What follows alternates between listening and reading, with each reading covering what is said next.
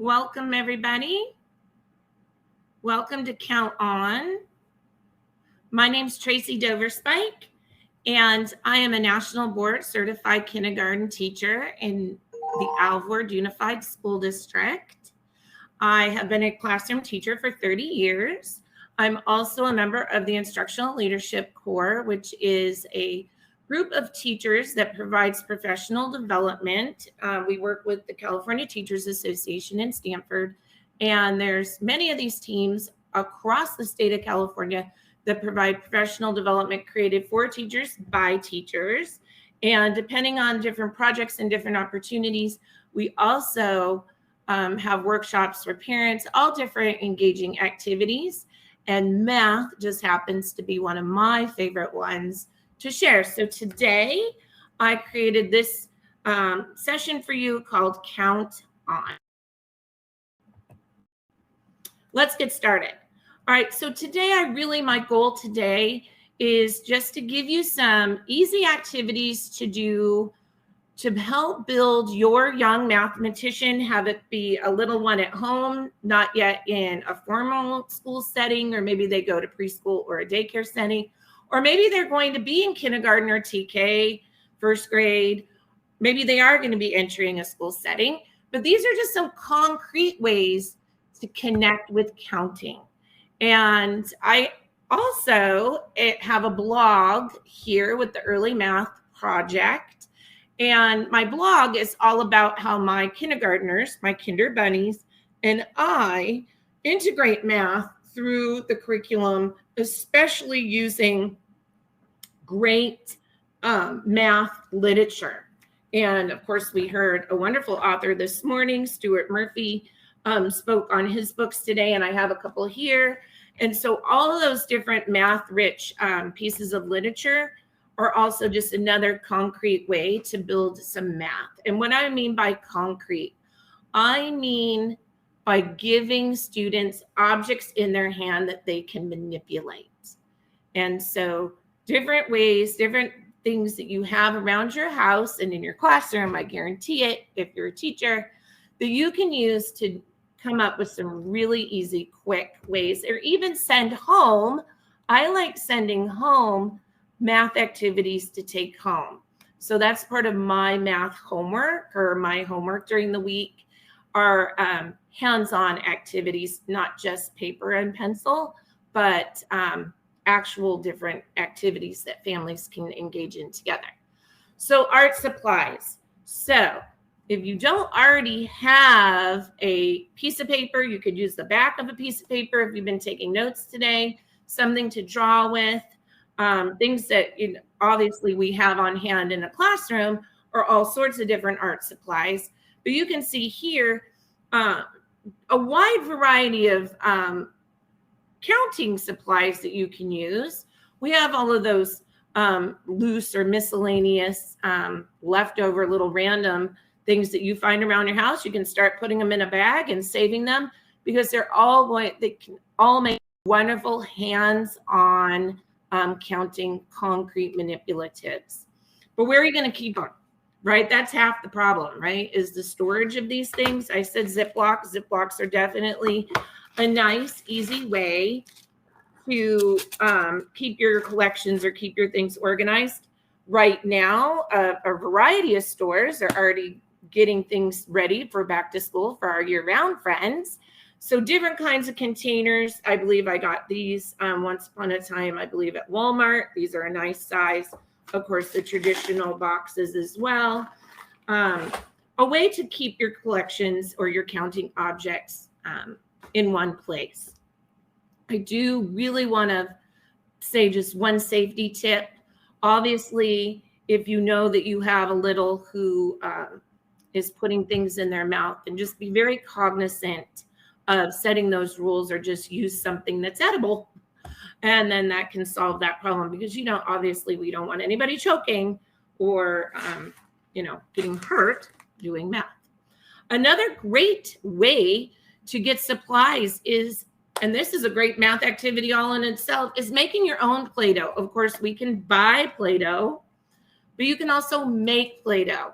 That's one of the first math activities that my class and I do. It's like a science project and a math project all in one. We make Play-Doh, and then you can add scents to it and objects to your Play-Doh.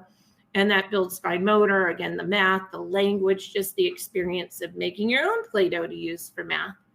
Dice. Dollar stores have really come to our rescue because they have foam dice, so it doesn't have to be so loud anymore. And you can also put dice inside a little plastic container, and they can shake the container and then count the dice within there. If you don't want dice all over the place, you can also contain your dice. Coloring books. Coloring books are a great way to get pictures. If you're not somebody that's an artist or you just want a quick black line master of something, you can use the pictures in coloring books as a math mat. I'm going to show you how to make your own math mat by using art and kid art. But magazines, I know magazines are kind of, I'm dating myself a little bit there. Or any clip art or images you can get off the internet as well. And my most favorite is using student art projects. And our art projects usually stem from a book that we've read. So if we have done something with the 5 little ducks, we might make a duck and use that duck as our math mat, or we might draw a simple pond and use ducks, duck counters, or make little paper ducks to manipulate in our duck pond. Maybe we've read 10 in the bed and we've made a bed, and then they get to create their own characters to count with. So there's a wide variety of ways to use art projects and integrate in art with your math, and naturally language.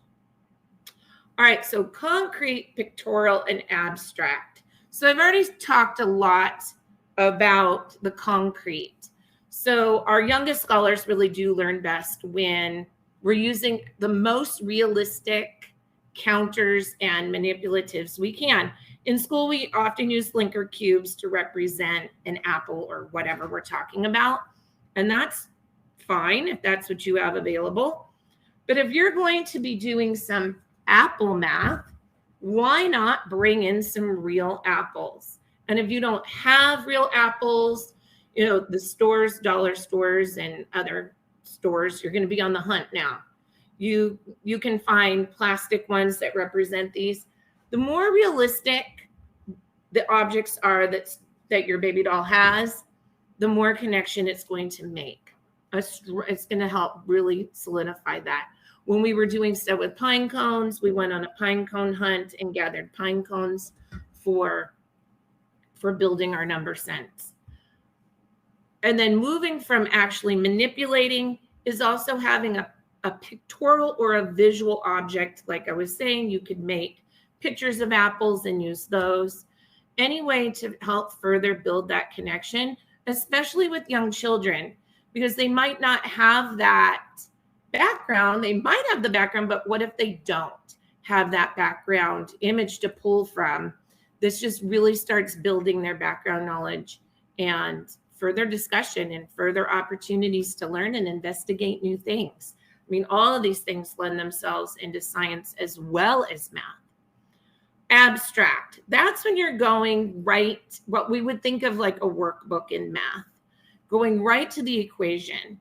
And often when I'm tutoring older students in math, what I find when they are having difficulties or where their gaps are, it's because they haven't had a lot of experience or enough practice using the concrete and pictorial before the abstract is added in. We so just want to go to, well, 2 + 2 = 4 to us, but do they really understand that 2 of something and 2 more of something makes a group of 4? And that's a very basic example, but when you have children that are learning to multiply and divide and go further, they really need to have a very strong number sense and use manipulatives. Yes, older students love and need to use manipulatives as well. And it will really help the abstract math become more, ironically, concrete. So really building all of these steps and going through all of this is really, really important. I say start with art. And here are 3 examples of activities that we've done in my classroom. And this first image right here on the rug is of a couple of students where we made these apple trees. And this was rip tear art. Now, littles do not like rip tear art because it's harder for them than it's great for them to build their fine motor with. And, you know, they're dying to get those hands on those scissors, and there's time for scissors. But it's also great to have them work with their fine motor skills and create art too. And you can see that just because we're making apple trees doesn't turn out the same. And so they had to rip their brown paper to make the trunks and then use green paper to make the leaves of their trees. And we were using dice and cubes there to roll how many apples were in our tree and then how many apples fall out of our tree. And we that's our rainbow rug, and we sit around the perimeter of our rug. And I use all of that language with my kindergartners. I do not shy away from using that type of vocabulary. They also were told that they were going to be making their pictures vertically. And so they know that vertical means to put their paper tall like a door, if you want to make an analogy with that. So I want to show you just a quick way that you can make your own math mat. If you have paper, like I said, and something to draw with, that's great. Hopefully you can see my art here. I'm going to try and be an art teacher. All right, so if you're not an art teacher, there is a great website or a YouTube channel that is Art Hub for Kids. And it's this great father who's an artist, and you probably know who I'm talking about. And he does directed art lessons with one of many of his children. I don't know exactly how many. I think he has 4 or 5 children, and they are in all different age groups. He probably has hundreds of videos that'll show you how to do directed art if directed art isn't your jam. Over the years, I've kind of just gone with it, right? So I'm going to show you how to draw a quick apple tree. And like I said, I would have my students have their paper vertically. And I would use all of that vocabulary where we would take, now in my class, we use either a brown or black crayon or marker to do our art, because then they have to pay attention, right? If you use pencil, they tend to want to erase, and that's not the job that we're after. So I drew one line from the middle of my paper down to the very bottom, and then I left a little space. Now they can chunks as wide or as narrow as they want, and they put another one. And then I'll ask, does anybody know what number that might look like? Somebody might say it looks like an 11. And then you can have them quickly shaded in. And then we're going to take our green crayon and simply add our treetop, our leaves and our branches. And this does not take very long. They love it, especially when you tell them they're going to get to use it for math and maybe get to eat something with it. We eat a lot of our math. And they can add more details if they want to add grass down below. And that's how I did my leaves. Some kids get really realistic. You could even put up a picture of a real apple tree. We happen to have apple trees and fruit trees at my school. I bring a picture of my apple tree from my house. So that's just a quick math mat that, just like the one that you see there in the picture, we can now use to tell math stories. Another great way, if you don't happen to have real apples, these came from my tree outside. I think my apple tree is confused because it's already has apples on it in June, you can take Play-Doh and make spheres. And I tell them that they're making spheres because they're not making circles or balls. Yes, it looks like a ball. But again, to use that math language for them to practice that fine motor, you can give them a target number. We call it a target number or stop number. We have a start. When we count every day in our class, we have our start number and our stop number. So you can, at the beginning of the year, we're working to the number 5. So you can have them make 5 apples for their tree. And then you can start the conversation or you can let them lead the conversation. And it's just a story. You're making stories around these math mats. And again, any art project can be a math mat. And so it could be, we went to the apple orchard and we saw an apple tree with 5 apples. And so you can have them put their 5 apples and quickly, you know who can count to 5 and who can't, who needs some help, who needs extra counting, and are they touching it 1-to-1? It's very great, very informal. You're just, you're assessing kids all the time, just checking in, seeing what they know. And then you can make your story go from there. If we have an apple tree with 5 apples and I pick 2, how many apples are left in the tree? You could even put a basket at the bottom where they're putting their apples in a basket and compare, are there more apples in the tree or out of the tree? And without even knowing it, they're doing adding and subtracting already. And when it comes time to moving to the abstract portion of math, it is going to come like that. I spent this past year, I kind of did my own experiment to see if I spent longer, like go slow to go fast.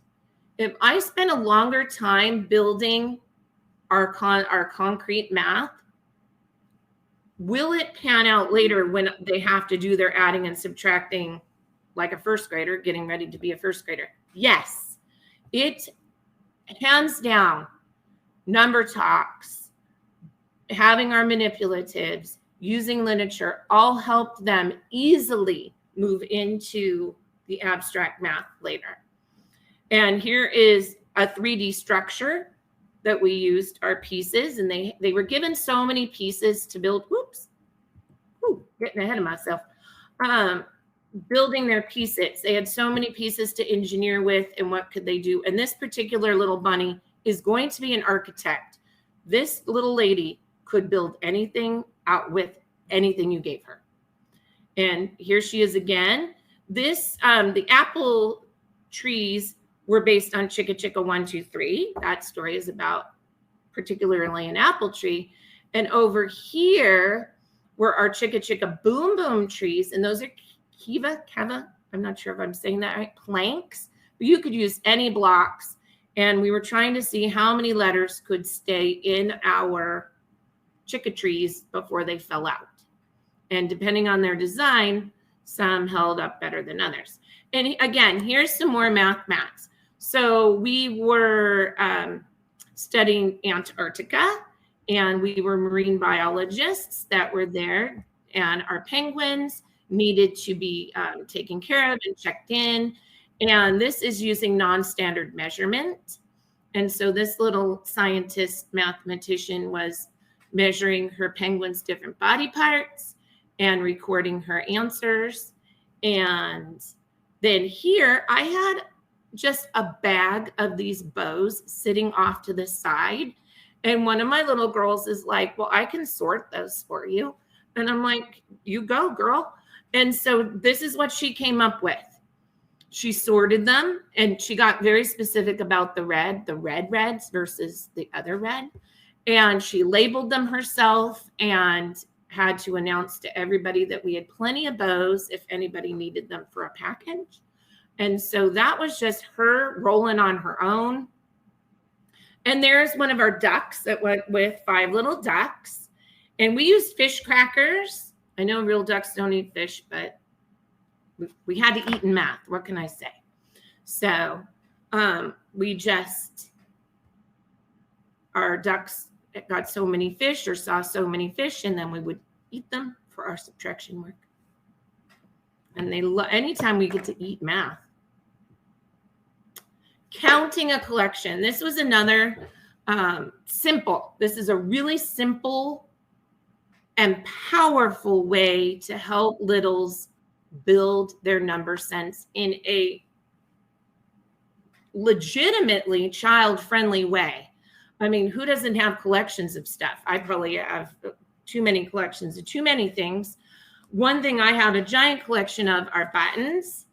And we read a great book called The Button Box, excuse me.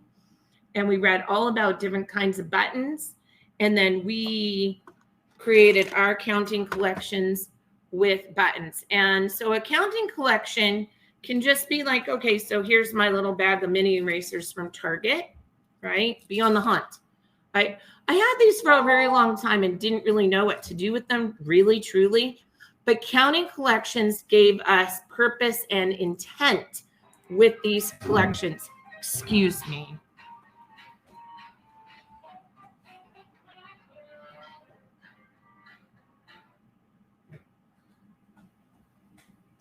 I am so sorry.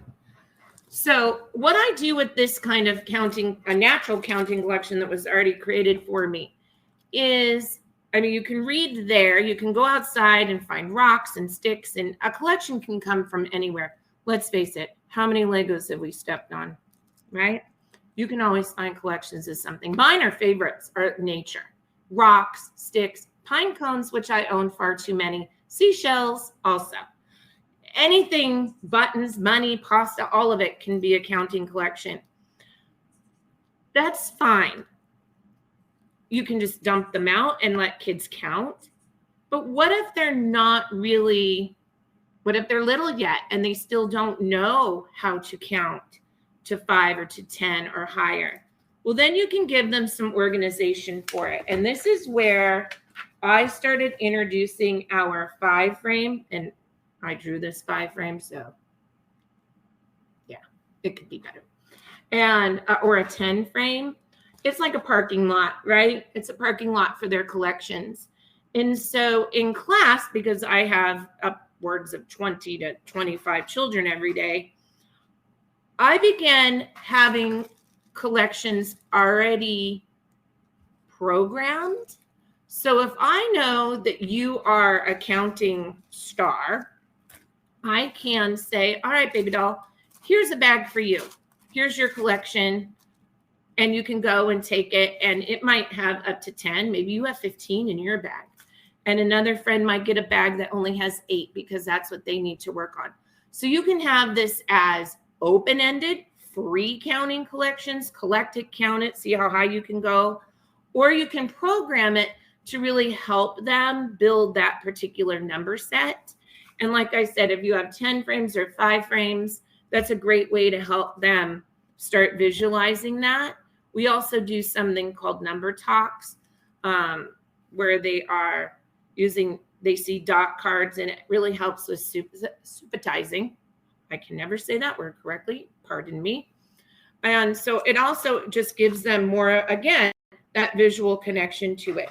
I also take, and you can just take a simple index card or a sentence strip if you're in a classroom and number it, and they can just park their collection right 1, 2, 3. They can just park it right there.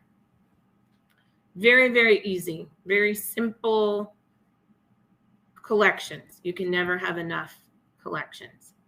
All right, so here's some more collection fun. The carrot seed. All right, so we had a class picnic, and it was Pizza Friday. Every other Friday, Pizza Hut brings pizza to our school, and it comes with carrots. Well, I usually end up with several bags of carrots. But after, we decided that, you know what? We could use these as images, counting images. Could we take our carrots and make different collections out of our carrots? And so here are different ways that people started getting interested in their carrots very quickly. And then I read them the carrot seed book, we went on to plant carrots in our classroom. And so it turned into a whole thing. Who knew pizza picnic day was going to be so much fun? And so those are some images. And so then we had to start taking pictures of all of our collections and all of our things that we were doing. And so These Rocks Count is one of many rock books. And there is the same girl that sorted out the bows, sorted this rock collection. And as you can see, did it. And it's organized like a vertical 10 frame. And so that is just another quick way. And I told nobody to call me today, but yet somebody is. All right, dot cards. I was mentioning those before. Kids love dot cards. And I'm going to play this new game I just learned in the last session that I was at, where it's quiz, trade. And so this is just great. So I have a card and my partner that I'm standing across. So you can make 2 lines of students. And so it's 1-to-1. And then I have a card and I show this card. They say quiz. And so I show this card to my partner and hopefully they say 3. And then they show me their card and I say 1. And then you trade cards. And maybe on the other side, there's another number. And so it's quiz, trade. And what a fun, and they can make them. My kids make dot cards all the time for a wide variety of activities. They start with me doing them simply as a number talk, quick images, but they move into so much more. And like I said, here are math frames. Again, along with using concrete math and counting collections, 5 frames and 10 frames have changed and helped my kindergartners pick up math facts so fast. And especially when you're trying to race to build that number, it just so much fun and so easy. Number bracelets. This is another easy, big one. Parents donated the supplies to me. And so we just take a chenille stem or a pipe cleaner. That's how old I am. And some beads. I'm sure you might probably have pony beads around your classroom all over the place. And you can pick, like I have in the picture, a target number like 8. And they have to build a bracelet of 8. And then 5, if you're working within 5. And then you can use the bracelets to do different math problems to that. So you can have your numbers down there and you can say, all right, 8, and you can pretend these are cherries or apples. And all right, 2, I found 2 apple seeds and then 2 more. That makes 4. How many are down below? So you can use number bracelets for all different reasons. And I had a little bunny that was really struggling with counting. And so he wore his number bracelet. And we would ask, all right, let's count with you. And we would help him count all the time. It's easy way to do it. One thing that I do want to bring up that was something else that really changed my understanding and building my own capacity with numbers is that you'll notice on my cards with the number bracelets is that there's 5 dots, but the numeral 5 is there. So when I use flashcards, not with dot talks, that's a different activity. But when you're trying to have them build a number or understand when you are using a flashcard like that, or you're just trying to use flashcards in general, is to have a quantity associated with the numeral. Because just showing a kid a number 5 and they don't know what you're talking about isn't going to help them. They need to connect the numeral with a quantity, right? So that's why this game down here in the corner where you have the number 3 and the 3 dots, now they have to figure out what numbers come before and what numbers come after. And then they can flip the cards over and do that. And that's a game that they can do as a partner. We do a lot of math during our morning time. And so that's a simple partner game, really easy partner game to play. And this is a math mat, another art project. And this is a first grade example where they had 5 seeds and 3 seeds. And then here is their actual equation and their number sentence. 5 plus 3 equals 8.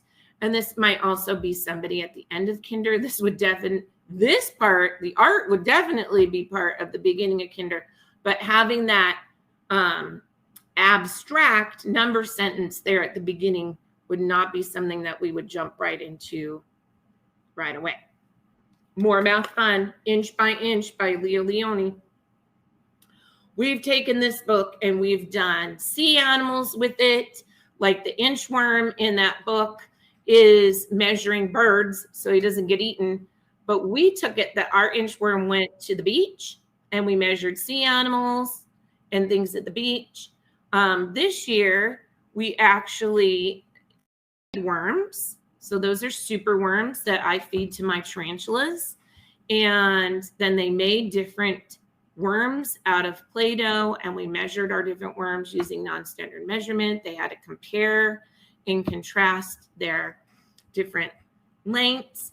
Here are, we do a lot of partner and team games. And this was at St. Patrick's Day time. And that's a little cauldron, like a little black, pot, like a leprechaun pot, I guess. And I found those at the dollar store years and years ago. But be on the hunt because you never know. And then those are just gold coins. And so again, you can have this as open or as closed or as programmed as you'd like. So these two friends were working on numbers to 10. So one of them is the leprechaun and one is the lucky person that has found this leprechaun. And so their target number was 10 that they were working with. So one of the leprechaun will hide a certain amount of pieces of gold in the pot. And then you have to see how many pieces are left. And then they have to figure out, well, if the leprechaun put 3 in the pot, then 7, or I have 7 here, so 3 need to be in the pot to make 10. And they take turns playing that game. Now, if you're somebody that does not celebrate those things, it could just be you mined for gold and you have gold coins. You can turn it into anything. It does not have to be seasonal if that is not cool for your friends. And around the same time, we, of course, like I said, we love eating our math. So they rolled a rainbow, and those are Fruit Loops on a chenille stem. And so they didn't have to put it in rainbow order. That's just what that person did. But they would roll a dice and add that many to their chenille stem. And their target number was to get to 20. And then they could eat their rainbow if they wanted to. And this was another activity, just a counting activity where they made rainbows. And that was the first day. And then they had to count how many and then into equations, which was harder than we thought that was going to be. But some people got it and some people just had fun. And there you go. Math should just be fun too. Invest in games. All right, I'm really going to say this. A lot of our babies, they spend so much time on a device. That's great if that's their jam outside of school. But in school, I feel that their time is very precious. And to teach them to play some good old-fashioned games. It's, like I said on here, it builds language, it builds sportsmanship, it builds patience and relationships. You can make them. You can get them at all different price points depending on your story. And you can also ask for donations. I just found at the dollar store yesterday a little tiny Uno. And the line was too long. I sadly didn't buy it. But there's little Unos, little teeny ones at the dollar store right now. How great would that be to put in one of these boxes? And there you go. You got an instant morning activity or in the car. Again, there are the dice. I found this fun pack. I'm not trying to promote any store. I believe that was either I was in Target or Walmart. And yes, people thought I was strange taking pictures of all of these things for you. But this is 6-in-1 pack. I mean, you can't beat that. Good old-fashioned card games, Chutes and Ladders, great math, great counting, taking turns, all of that. Puzzles. I heard a neuroscientist from Stanford speak a few years ago at a conference, and he said the single best activity for children, and I would spread this to adults too, that is going to build new neurons in your brain is doing puzzles. Simple floor puzzles of any size, but easy way to build and spatial awareness and counting all the pieces. In my class on puzzles, to make sure all the puzzle pieces are there, I number the pieces in the back, and they also have a sticker, or I color code it so they know that that puzzle is complete, because that's always a drag when your puzzle's not all there. And I'm doing pretty good on time. All right, so I know I went like a mile a minute. I'm so sorry. I'm a fast talker. But you can join along on my early math journey on my blog spot, and you can find that link here. You can also visit the early math project site, and I'm connected through there. And we often take their literature. They have great resources there on math stories and how to use them in your classroom. And we love trying that out and doing all of that in our own classroom. And again, the Art Hub for Kids is on YouTube. Great way to get directed art into your classroom as well. And I guess I will stop if anybody has any questions.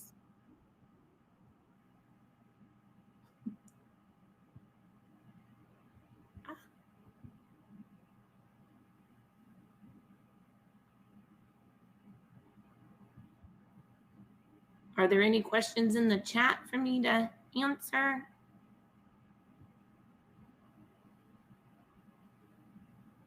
Oh, somebody mentioned over here in the chat that they have the little black little pots on Oriental Trading. Yes, I always forget about them, but yes, Oriental Trading is another teacher go-to spot.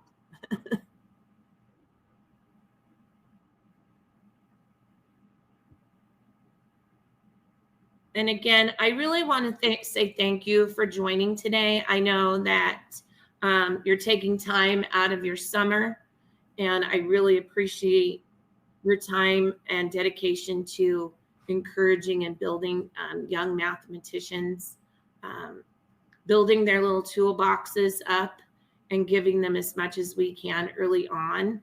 It was great to hear at the morning session today how what we do now with our littles in math really help them along later academically. And so math as a community, reach out to teachers. If you're a parent and you're not sure, you're already doing more math than you believe. Cooking and counting and building collections with your baby doll, all of that is just building their capacity and making them stronger in math. So thank you for what you're already doing, and thank you again for joining me today.